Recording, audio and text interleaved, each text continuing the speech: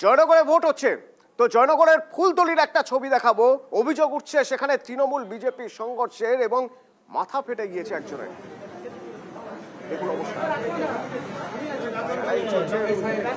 রাখা হয়েছে ফুলতলি জয়নগরের। অর্পণ প্রতিনিধি আমার সঙ্গে রয়েছেন। অর্পণ, যাকে দেখছি শুয়ে রয়েছেন ইনি কে, কিভাবে হলো এই ঘটনা?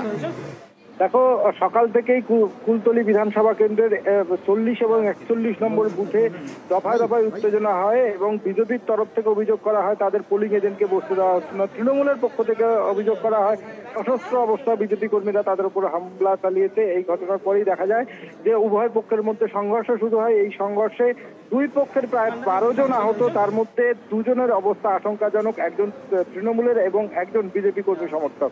আমরা যার ছবি দেখাচ্ছি তিনি বিজেপি কর্মী সমর্থক, তার মাথায় গুরুতর চোট পেয়েছেন। আরো একজন রয়েছেন তৃণমূলের নেতৃত্ব কর্মী, তিনিও গুরুতর জখম হয়েছেন, তার মাথা ফেটে গেছে। এই মুহূর্তে তিনি জামতলা গ্রামীণ হাসপাতালে ভর্তি রয়েছেন এবং বিজেপির যার মাথায় এবং বুকে যার আঘাত রেখেছে তাকে এই মুহূর্তে কলকাতায় পাঠানো হয়েছে।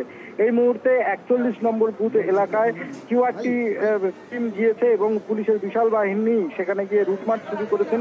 পরিস্থিতি কিছুটা হলেও নিয়ন্ত্রণে, তবে দুই পক্ষের সংঘর্ষে এখনো পর্যন্ত বিজেপি এবং তৃণমূলের পক্ষ থেকে যা জানানো হয়েছে উভয় পক্ষেরই একজন ভোট গ্রহণ প্রক্রিয়া ঠিকঠাক চলছে তো?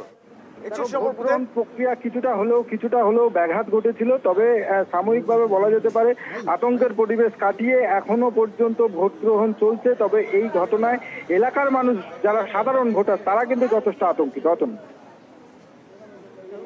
ধন্যবাদ অর্পণ। এবং এই ঘটনা কারা ঘটালো, শুরু হলো কিভাবে? তৃণমূল দুষছে বিজেপিকে, বিজেপি দোষ দিচ্ছে তৃণমূলকে। ওদেরকে তুলে দেখলে ওদের কাউন্টারে বসে দেওয়া কী হয়েছে, তোমার কাউন্টারে বসে দিচ্ছে না কেন? কাউন্টারে বসতে গেছে, ওরা বাড়ি দিয়েছে, বাড়িতে দিচ্ছে না। পুলিশ গেল, পুলিশের সঙ্গে আমার মধ্যে স্যার কেন গন্ডগোল করছে, তোমরা বয়া করে নিয়ে বসতে দাও। যেই গেছে উনি ধরে বিজেপির ছেলেরা সঙ্গে সঙ্গে রড মাছ নিয়ে সঙ্গে সঙ্গে মাছ শুরু। আমরা 5-6 জন, তার মধ্যে আমার বেশি হয়েছে। এখন আপাতত মানে সব শান্ত আছে, মঠ হচ্ছে, চলছে।